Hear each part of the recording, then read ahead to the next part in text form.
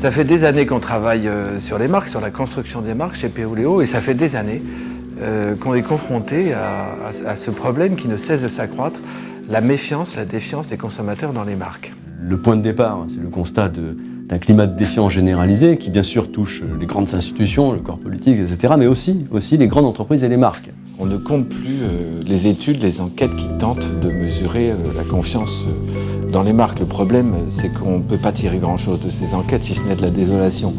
Et ça, c'est lié au fait que la confiance est un phénomène extrêmement complexe et qu'il est impossible d'appréhender cette confiance comme un tout.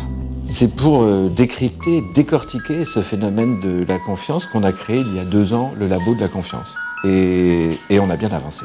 On sait que la confiance est une sorte de pari d'un individu qui est prêt à se rendre vulnérable à l'égard d'un autre individu ou d'une institution, en l'occurrence ici d'une marque. Il va se rendre vulnérable parce qu'il ne peut pas avoir des assurances sur tous les aspects de la relation qui va le lier à l'autre. Donc il va se lâcher. Alors qu'est-ce qui va l'inciter à se lâcher ?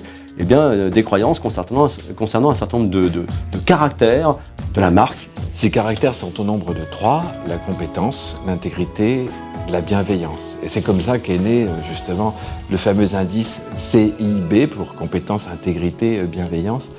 Et cet indice est largement exploité dans Trospac, le protocole que nous avons imaginé avec Philippe Moati et les équipes de l'Obsoco. Trospac, c'est un produit très opérationnel qui vise à mesurer le capital de confiance que les consommateurs placent en une marque et surtout à comprendre les fondements de ce capital de confiance pour éventuellement déceler des défaillances et engager des actions correctrices. Trospac, c'est un protocole aujourd'hui unique en son genre. Ça se déroule en plusieurs étapes. Ça commence par un brief client, bien sûr, et c'est suivi tout de suite derrière par une étude quali, puis une très vaste étude quanti et une analyse statistique extrêmement fouillée.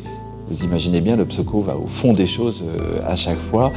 Et en fait, la fin d'un protocole Trospac, c'est une recommandation sur les points faibles qu'il est possible de corriger.